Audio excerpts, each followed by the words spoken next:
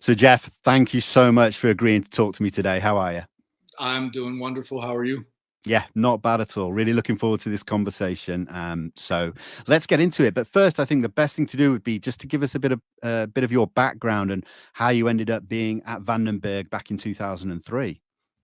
So, I joined the Air Force in 1993, and initially I was a security specialist, and then later it was broke up into law enforcement and security. And initially I was a security specialist, and then later the Air Force combined the two career fields, the law enforcement aspect and the security, along with our K9 and our combat arms training. And they combined it all into one career field called security forces. So, so yeah, I joined in '93, and then I got heavily involved in law enforcement when I went to Vandenberg. Um, and I had an opportunity there to work with a lot of civilian law enforcement organizations, some really high caliber ones like California Highway Patrol, Santa Barbara County Sheriff's Office, and on and on. Um, and the reason for that was Vandenberg has a lot of joint or proprietary jurisdiction, meaning Okay. we have California Highway 101 leads to one and goes right through Vandenberg. So there were portions of the highway that we had exclusive jurisdiction. So we would have to respond to any incidents on the highway, like an accident, or sometimes it was a major route for drug smuggling, human trafficking, basically everything coming south north through California. So it was a very busy law enforcement mission there. So I got to Vandenberg in 1999. And then by 2003, when the incident occurred, I was assigned to Bravo flight. Each unit is made up of 4 flights of cops, uh, with about 60 or more people per flight. And I was assigned to Bravo flight. At the time, I was the senior law enforcement patrolman. And yeah, that's how I got involved. I came into work one day, and I walked into a movie. Yeah, we'll get into that. But Yeah. could you just give us some idea about Vandenberg itself? This is a huge facility in itself. And can you talk about what kind of was going on there at the time? So yeah, Vandenberg was part of Space Command at the time, Okay. and they had after the war started in 2001, President Bush had a new initiative for the National Missile Defense Project, and that was basically a national project to protect us from incoming ballistic missiles and other threats.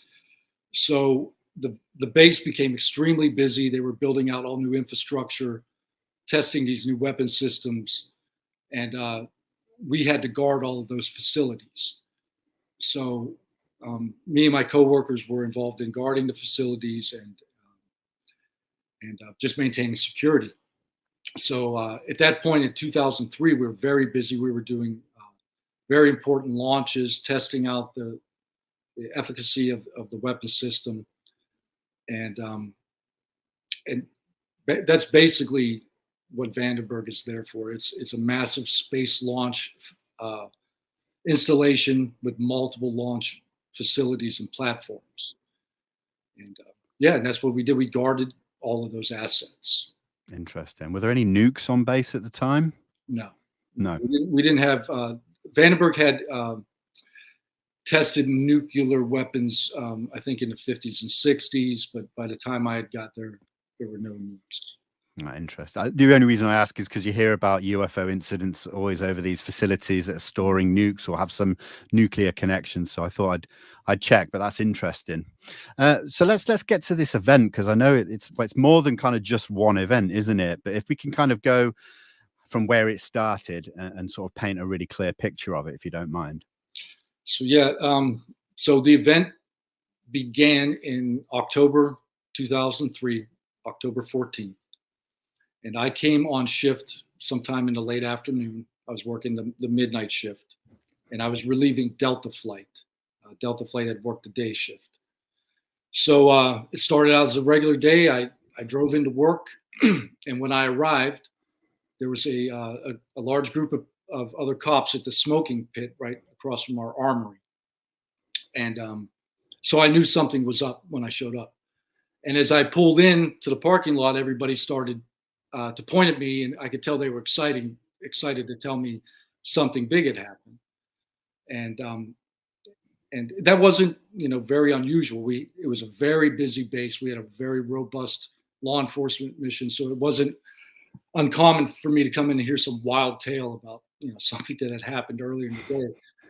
So yeah, I said, okay, something's up. I parked my truck. I walked over to the smoke pit, and everybody starts to tell me that they had this real world UFO encounter at 08:45 in the morning. And, initially I was a little skeptical, but very quickly I realized that they were not joking around and this was an actual event.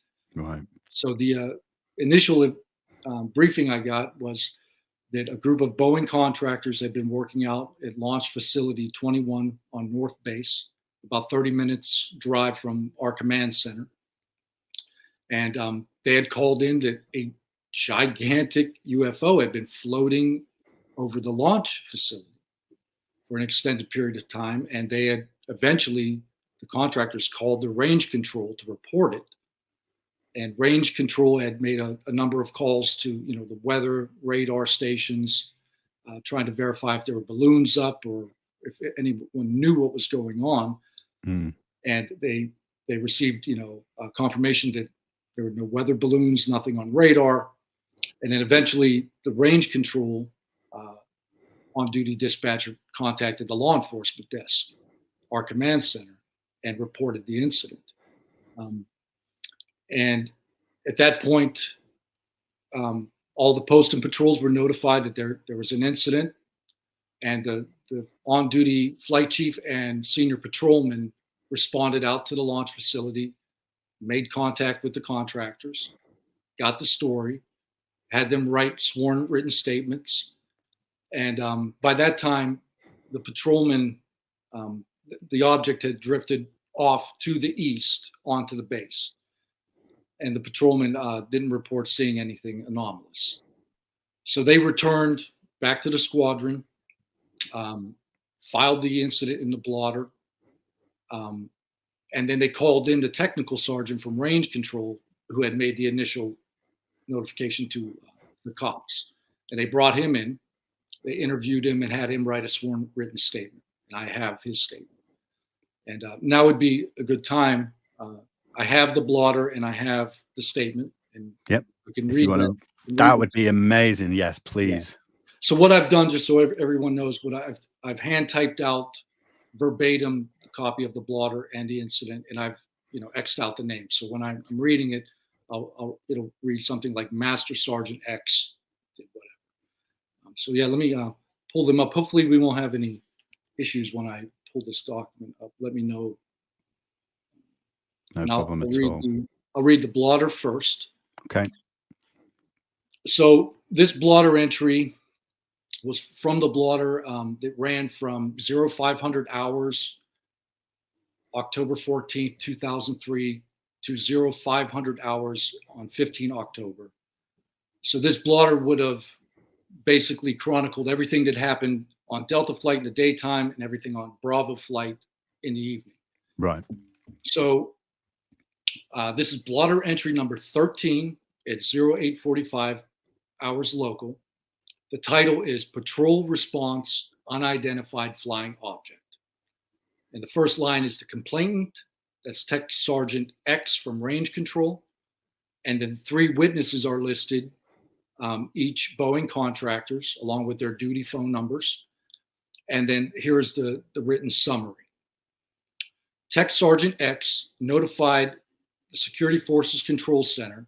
He received a call telling him there was a red square object hovering in the air above LF-21. Master Sergeant X, Police 1, and Technical Sergeant X, Police 1 Alpha, were dispatched and responded. Upon arriving on scene, there was no evidence of any hovering objects in the vicinity. Senior Master Sergeant X from Range Control and Staff Sergeant X from Base Operations were notified and relayed there were no sightings on their radar during that time period.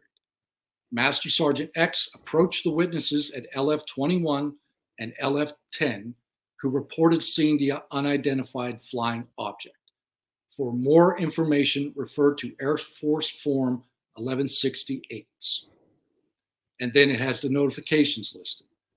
So the people notified were Lieutenant Colonel X, who was the Security Forces commander, my commander. Senior Master Sergeant X, he was the Security Forces Operations Superintendent. Staff Sergeant X with Air Force OSI. I'm sorry, Staff Sergeant X with Security Forces Investigations. Right. Special Agent X with OSI. And Airman First Class X with the 30th Space Wing Command Post. So that's the official record of what the police chronicled after the incident was reported and investigated. So that's the official document that I have. That's amazing. It's good that they still have some documentation. It's not just, word of mouth. That's incredible. Yeah. And had I not had this documentation, honestly, I don't think I would have came forward. Right. I really needed to have something backing me up that could be investigated and vetted, and to give me the confidence to come forward Sure. with the story, because it is, it's an unbelievable story. Yeah, absolutely. I mean, before we go any further, this might be a good time because this was brought to a lot of the public's attention at the July 26th hearings, and I'd just like to play a quick clip from that. So let me just bring that up. Bear with me. My next question would actually be for Mr. Graves. Can you please explain to me in detail the event that occurred at Vandenberg Air Force Base? Certainly. In the 2003 timeframe, a large group of Boeing contractors were operating near one of the launch facilities at Vandenberg Air Force Base when they observed a very large 100-yard sided red square approach the base from the ocean and hover at low altitude over one of the launch facilities. This object remained for about 45 seconds or so before darting off over the mountains. There was a similar event within 24 hours later in the evening. This was a morning event, I believe 8:45 in the morning. Later in the evening, post-sunset, there were reports of other sightings on base, including some aggressive behaviors. These objects were approaching some of the security guards at rapid speeds before darting off. And this is information that was received through one of the witnesses that have approached me at Americans for Safe Aerospace. Was this documented in any official form, whether it was a police blotter? Yes, they had official documentation and records from the event that the witness held over the years. And I'm not going to ask you to do it right now for time reasons, but you'd be able to sketch what was witnessed, correct? And have you seen that before on any other equipment and/or during your flight time? I have not seen what they've described. This object was estimated to be almost the size of a football field, and I have not seen anything personally that large. Okay, and then another question on follow-up referencing the gimbal video. Okay. Well, that's huge. That is so huge to have it in such a big public forum like that. How did that feel for you at that time? The hearing to me was one of the biggest things ever for me. It was truly historic, and I was excited for Ryan and Fravor and Rush to be there, and excited for the whole forum. So for me, it was like watching the biggest Super Bowl ever. And I was sitting there watching it and cheering and clapping, and I had a beer, and I just having the time of my life. And then she said that, and I literally fell out of my chair. I couldn't believe it because I was not prepared. Sure. For that, and Ryan wasn't prepared, and I was not expecting it. And Ryan handled it great. Yeah. He recalled everything really well, and I was elated and terrified at the same time, because I was like, oh my God, I wasn't ready. I just kind of, a few weeks before that had gotten really involved, and then all of a sudden it was on the national stage, and Yeah. so it was an amazing moment. And after that, I was like, well, now it's out. And another thing I think it's important for people to know, prior to the hearing, I had not spoken with the other witnesses yet. Right. I had gone to Ryan with Americans for safe aerospace and Aero, and I'd spoken to some members of Congress and the Senate, but I had not spoken to my other friends that had encountered these objects. So then I had to, a couple days went by and I started to track them down, and they had all seen the hearing, and they're like, what are you getting us into, man? But they were excited. They were ready. They've been sitting on these events for 20 years, and they're ready to come out and tell their story. So it was great having their support. I've got a bunch of people that I trust, and they're good friends of mine, and we served together, and we went through some real tough times together. Right. And having their hand on my shoulder gave me a lot of courage, especially when I came out on the Merged podcast. Yeah. So it's been an amazing experience, man. It's been wild. Yeah, no, it's amazing that you came forward. So I really respect that an awful lot. But you mentioned there that you'd spoken to Arrow. What was that like? Because Arrow's kind of had a lot of flax in the last sort of year. So how was your experience? And well deserved. Some of the criticism they've received is very well, deserved. Some of the public statements that were made by Arrow, I started to question what I was doing and who I was talking to. But in the end, I wanted to go through the process in an official manner. Of course. I wanted to give them the evidence, and then I wanted to see where it would go. So it was a bit of a leap of faith. But my experience with Arrow was overwhelmingly positive. Okay. And strangely enough, a bit of a coincidence, but I don't really believe in coincidences. The investigator from Arrow and I, after we were talking for a while, we realized that we had actually been at Vandenberg together at the same time frame, right around that time frame, 2003, 2004. He had been there for another matter. And we actually know some of the same bad actors, we'll put it that way. Oh. So we started to, we were talking, and he mentioned a name, and I said, "Oh, I know him." And he said, and then we were taught we know some of the same people and in a professional capacity. So, there was some rapport built there. There was some trust. We know some of the same people. We were working, in the same domain, if you will, in law enforcement. And we got along really well, and we established trust on the phone call. And I shared not only that information, but other events that have happened at Vandenberg that have not been made public. And,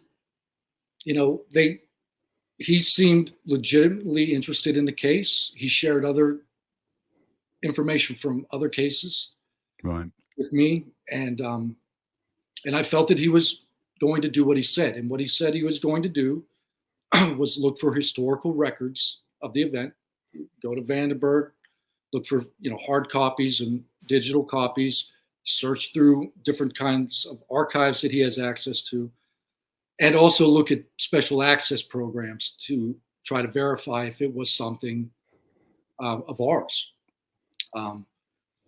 So overwhelmingly positive, and it was a collaborative effort. He invited me to share more information as I because I let him know that I'm still in the process of tracking down other witnesses. There's a lot of people that we were on duty with on Bravo flight and Delta flight that have not come forward. Right. And we're trying to encourage them, but not pressure people. Of course. To come forward. And then he has reached out a few times since then and provided me updates and on where the case is going. So overall, my experience with Arrow, they were extremely professional, courteous, interested, open to share information. It was a two-way communication, a collaboration, and it's really encouraging to hear, actually, after all the negativity. And I think people need to understand too, and this is just in general. The people working on the programs, whether it be police or firefighters or EMTs, are not the management. Yeah. Management has different priorities than the people on the ground doing the work. And typically, in my experience, the people doing the work care. Yeah. They want to do a good job. They're conscientious people. They're curious people, and they tried their hardest to get to the bottom of these cases.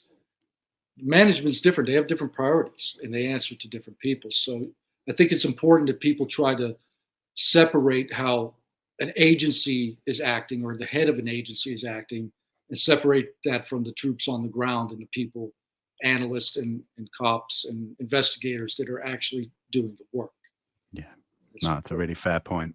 Yeah, absolutely. And you mentioned there, you were in the process of tracking down other witnesses. Just to be clear, there were these Boeing contractors that were witnesses, but there were other individuals from the base separate in a different area who witnessed this. It wasn't just one group of people, was it?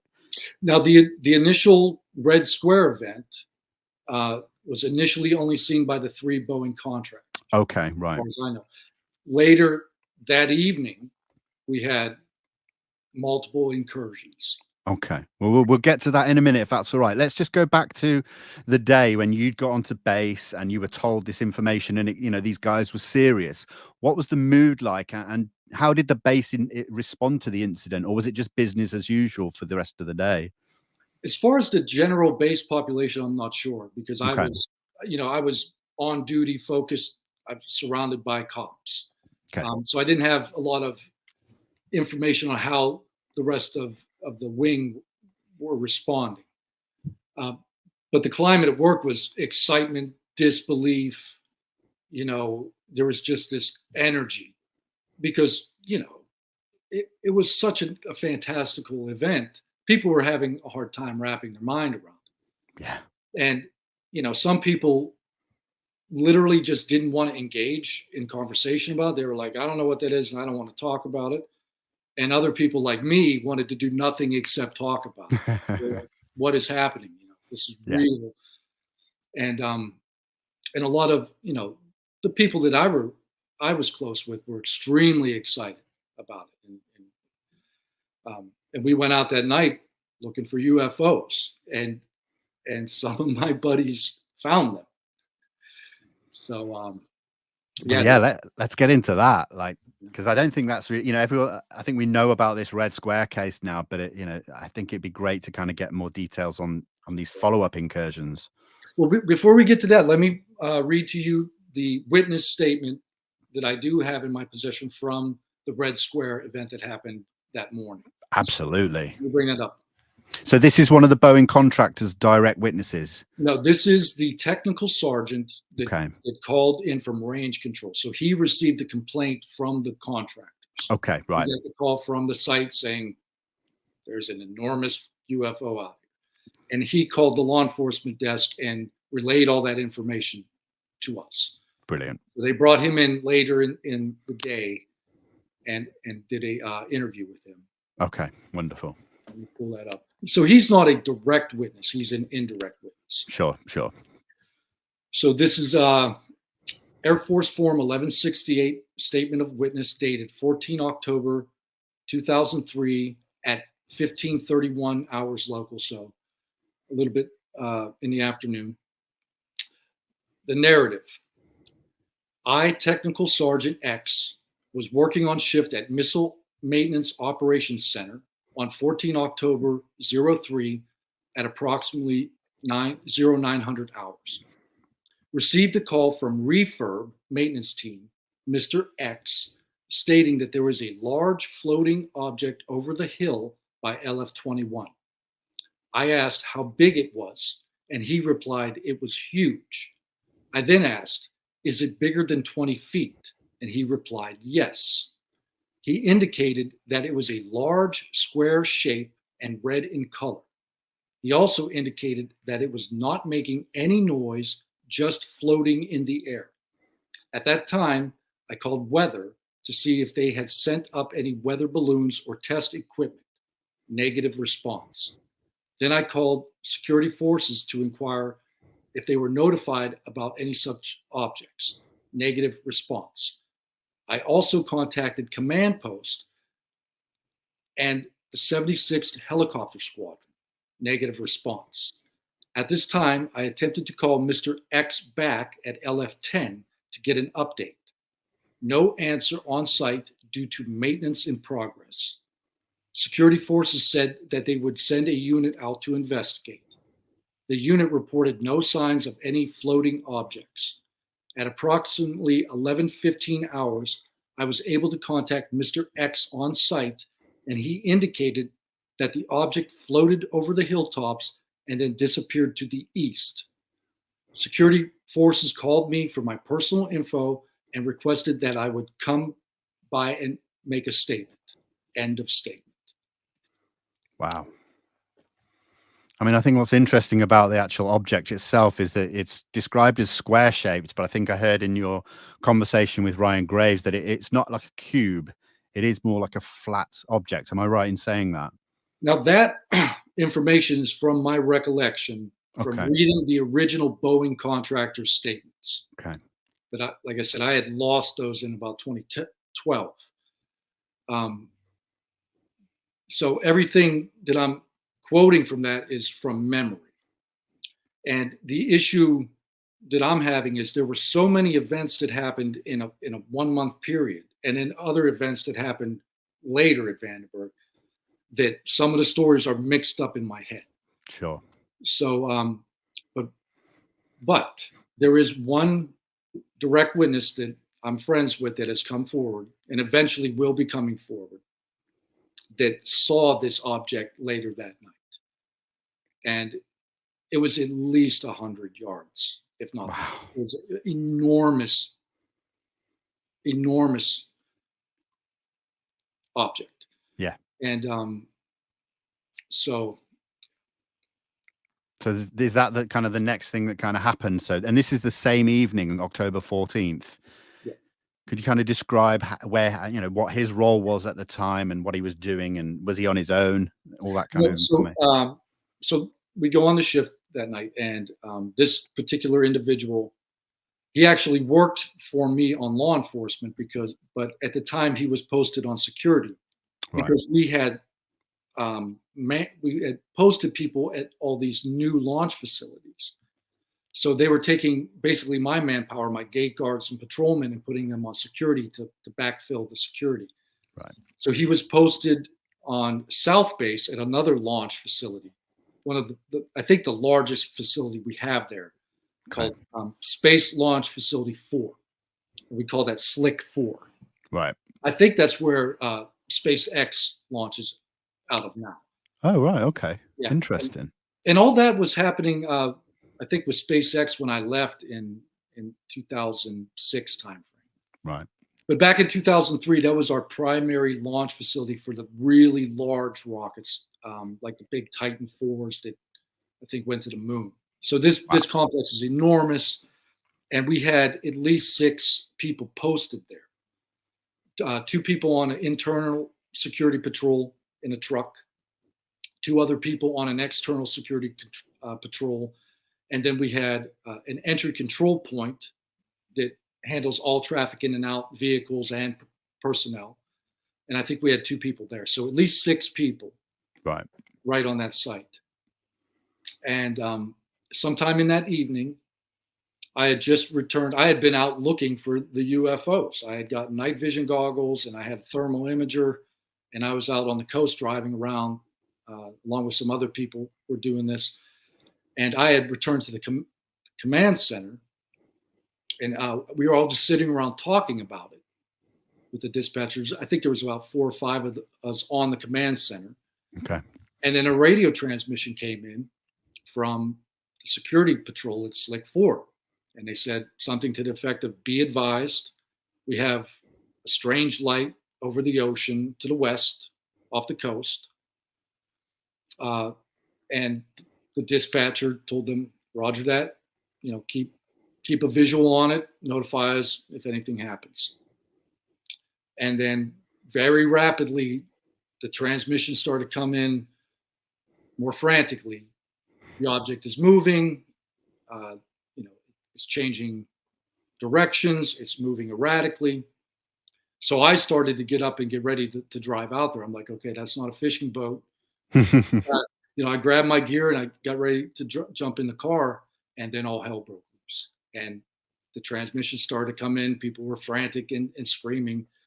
It's getting bigger. It's getting closer. It's coming right at us. And now it's right here. Wow. And, multiple transmissions, people talking all over the radio, all over the net. The dispatcher tried to get command and control the situation. I jumped in my car, started hauling out. There was about a 30-minute drive to South Base from where I was. Okay. And yeah, the dispatcher told all postal patrols to be advised. We have a security incident at Slick 4. Be on the lookout. And then as I drove out there, more information was coming in. They had said something to the effect that the object had darted off. And then, I get out there and I talk to everybody, and it's just disbelief. People are scared. Some people are excited. Nobody can believe what just happened. And I talked to everybody, and basically what happened was they saw the light. Everyone was observing it. What is that? Strange.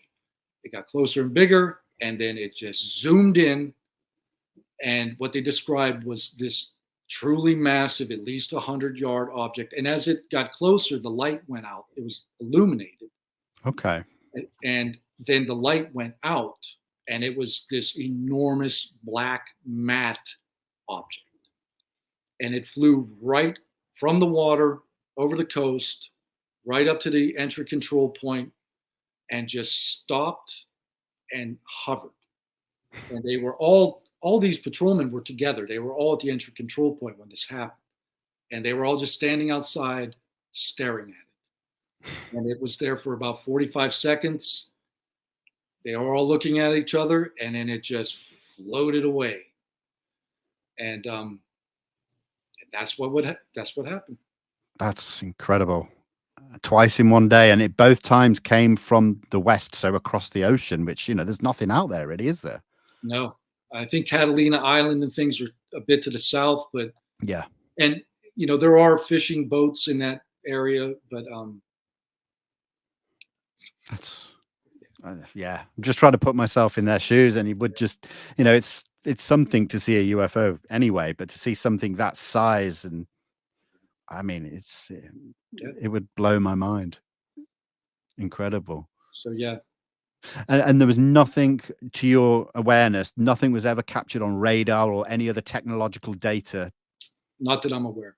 But, right. But the thing is, and this is what I told Arrow, we had very advanced sensor equipment there on the installation. We had multiple capabilities and multiple different agencies with those capabilities. Because we did have, we had real world threats to the base. We had, and I worked on some of this, these anti-terrorism issues. Right. We would have launches, and we would have bad actors that would say, "We're going to blow this rocket up. We're going to hike into the mountains and shoot it with a 30-06." And so we had to take that serious. We had real serious threats to the installation, and I worked on a lot of those launches. So we took it very serious. We had amazing capabilities. So there is a potential that some of the other agencies or even the Air Force got data, but I wouldn't know about it. Of course. I wasn't in the loop. The intelligence data that I would see was more pertinent to, people trying to break onto the installation, disrupt the launch, protest activity, things like that. I wouldn't have been provided with sensor data. Of course. And that's what I was hoping Arrow could do for me, is go and find out, like, do we have radar data? Do we have any other collaborating information other than the witness statements? And you mentioned that they were willing to share things with you, but do you think if they were able to find that data, that it may be that they're not able to share it with you due to clearances and things like that? Probably. I don't have a need to know. Right. And even if those sensor systems are now obsolete, it's unlikely that they would provide that information. And Arrow, the other thing about Arrow is that is actually not their mandate. Their mandate is to resolve the cases, but not for public consumption. Sure. So even if they do pull data and they can verify things, it's unlikely that they would share that with me. or the public. I mean, I if was more anyone, interested in them finding these contractors yeah, and having them come out and people not have to worry about my secondhand recollection of what they wrote. I would hope the contractors would come out and tell everyone what they saw. yeah. That would be amazing. Absolutely. I mean, just to paint a picture of, we're talking about potential terrorist activity or adversarial threats. Were there ever any incidents of incursions by China or unknown sort of state actors, let's say? Not state actors. It was mostly local um, protest activity, and you would have sort of lone wolf um, individuals that would make threats to the base. They didn't want space weaponized, or they had Right. political agendas, and it was mostly local threats like that we had to deal with. But we had people that would conduct incursions. We had people that try to come in from the ocean on Zodiac boats to disrupt these launches. We had to rescue them, and people that would come over the mountains and try to get on the installation, and we knew they were coming. Yeah. So we would, and I did a lot of that. I would go out with other teams into the mountains, and we would capture these people when they tried to get onto the installation. So, but nothing like other state actors. It was local fringe elements. Yeah. No, I think what I was just trying to paint a picture of is that there's no way that this object, well, not no way, but it really doesn't point to it being something like an adversarial, flying something over and people not being sure what they're seeing. They're very clearly seeing an unidentified flying object that's 100 yards, and it's not going to be mistaken for Chinese tech. Yeah, when you see these things, and I have, it doesn't look or feel like anything that we have. Right. It never even entered my mind that might be some kind of advanced human technology. Yeah. So yeah. So you mentioned there that you've seen things. Is this since 2003? It was my personal event was also at Vandenberg. I was off duty. Okay. And I was with two other security policemen, and we had. I want to share the story, but I want to, because it's not only my story. The other two witnesses want to come on and tell it with me, but I will say that we had a very close encounter, a very extraordinary encounter on the base. It was awe-inspiring and completely unbelievable, and it happened, and I called it in. I walked over, I picked up the phone, I called the law enforcement desk, and I told them, here's what just happened. Do me a favor. I think at the time I was the non-commissioned officer in charge of law enforcement. Okay. So I was responsible for the law enforcement operations on the base. So I called the desk and I said, here's something that just happened. Told them who I was with. I asked the controllers to contact weather, contact the tower, see if they had anything on radar. And I believe it was put in the blotter too. Okay. And that's another piece of data that I'm hoping Aero can pull up, my blotter entry, Yeah. my event. And like I said, there have been a lot of things that I am privy to that happened at Vandenberg that are going to be coming out hopefully soon. That's cool. That's good to hear. Absolutely. I mean, one thing, looking back at the 2003 case and the one you mentioned involving yourself there, it doesn't seem, or I haven't got the impression that you faced much stigma on base or when reporting these things. Is that the case? That was, yeah. When it initially happened, there was no stigma attached to it. And I mean, there were people that didn't want to believe it or just simply ignored it. Yeah. Just acted like it was nothing. And there were some people that probably said, it's all nonsense. But the overall vibe was that happened. This is real. And it's extraordinary beyond belief. It changed a lot of people's mind about the fundamental nature of reality. I mean, it completely changed the way I look at the world and everything Wow. in it. I mean, for me, it was ontological shock. I had to reevaluate all my beliefs, everything that I had thought was true. So yeah, initially it was excitement, curiosity, and really no stigma. That's good to hear. Now, some of the other witnesses that I know that had events in the same time period did not. They were interviewed after their event, and they were made to feel as if they had done something wrong, that they had seen something they should not have seen. They were worried that they might be in trouble because they were debriefed after their incident. So my experience was pretty positive. Other people had uncomfortable experiences for reporting. It's interesting. Yeah. That's kind of what we hear a lot of, is that people do, they do get kind of scared for their careers or any kind of progression with their careers, let's say. We're talking about a lot of different cases here. Has there ever been any kind of word that anything was ever recorded on any kind of visual, system of any sort? Because that's what we all want. We all want to see it for ourselves, don't we? But you always wonder if these installations have some kind of equipment that could record this stuff visually.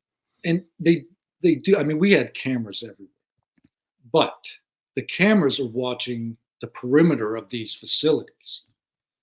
And some of them are only active when an alarm is tripped, and then they'll flash up, and then they'll start recording. Some of them are recording 24 hours, but there is a possibility that some of the remote cameras captured this object approaching. But like I said, the cameras are not. They're pointed out or along the fence line. Sure. And they're pointed at ground level. Yeah. We're not looking for incursions from the sky. We have other ways to deal with that. The cops are looking at the ground. Yeah. So and that's the thing I was hoping Aero might be able to pull. They can pull some security footage. And there's a lot of criticism about, no one had a camera. Nobody pulled out a camera. And it's like, well, in 2003, I had a cell phone, but I don't remember ever taking pictures with it. No. It was like a flip phone, and there was no real social media to share back then. At least I didn't have any. And in a lot of these facilities, you can't take a phone in with you. So, if these contractors are working on a top secret project, a lot of times as they enter control point, they have to hand the cops their phone. Yeah. They can't go in there. So. Nah, that makes sense. Yeah. It's just, you always get them people who say, well, why didn't they pull out their cameras or phones? And, I appreciate you kind of explaining that. And I mean, it's 20 years now and it's taken you that long to come out. But did you kind of, following that incident, did you keep an eye on the UFO subject in any way, or when did it kind of really peak for you? I did. I've always been interested in it, and I love the X-Files. I'm like, that's the coolest job in the world. I was thinking about going into the FBI for a while, and that was kind of the main thing. I'm like, maybe I'll get to do something cool, But, so I was always interested in the topic, but I wasn't like fanatic about it. Sure. And then for me, after those events, I became more interested, and then I started to read, like Jacques Vallée, and other sources like that. But the thing is, after it happens, you don't know what to do with it. You just have this story, Now, luckily for me, I had, I used to have the whole file, and it was kind of turned into just a bar story. Like, people would be over my house at a party and barbecuing, and the people that knew about it, we'd start talking about it, and the people that didn't know are like, sure. And then I'd go get the documents and be like, But then things really changed in 2017 for me, when, the New York Times story broke out. Sure. And then I was like, now, here we go. Here we go. But then I learned that this has happened before. There have been hearings before. Hmm. Hearings. There have been, credible military people that have come out and talked about these incidents. And they've all been basically ignored and derided. And these people are trying to sell a book.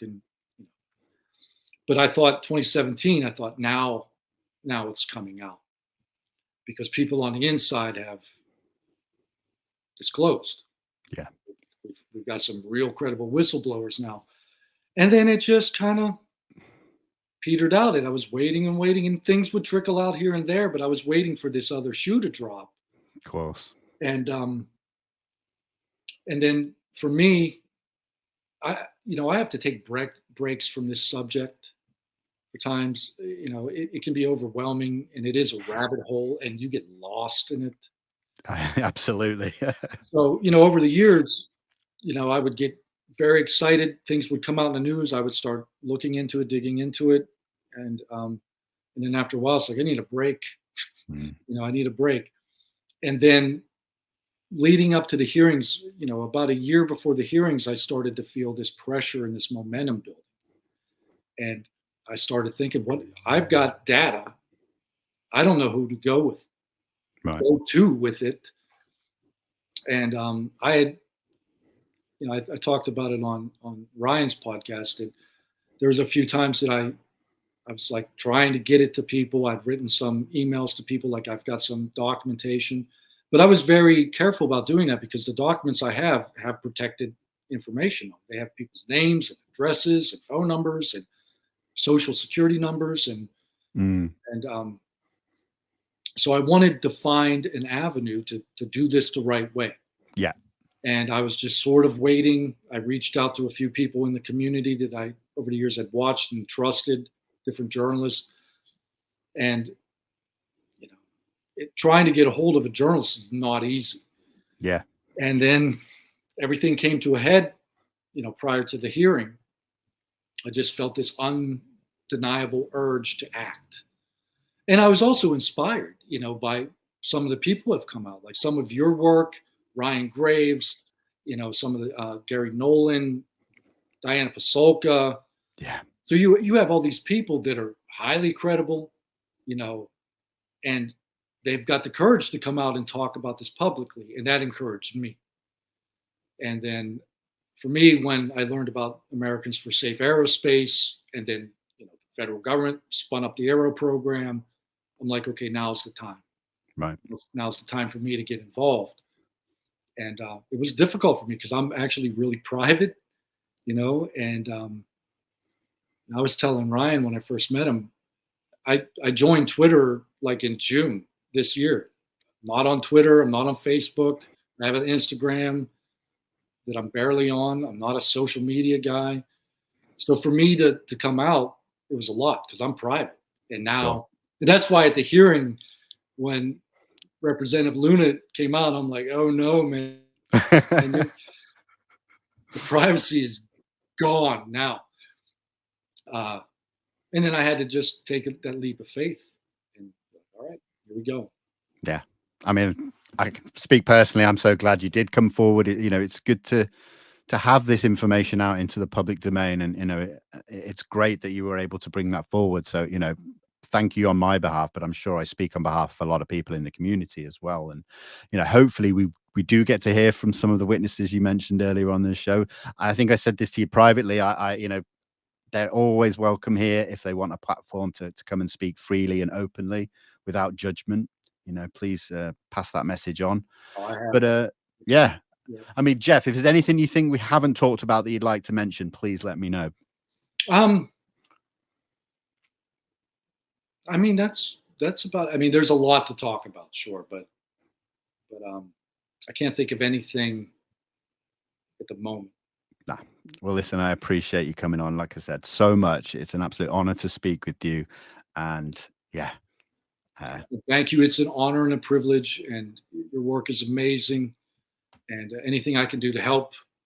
And like I said, I've told these other witnesses that you're willing and that they're preparing. they're getting ready to come out. So I'll let them know. And anything you need, let me know. Definitely, man. Stay in touch. I appreciate it so much, man. Thank you so much. Thank you so much for the opportunity. Anytime. And to everyone watching this, whether it's in the future on audio, thank you so much for the continued support. And we will be back on a weekly basis with a new interview. But for now, everyone, take care. Goodbye.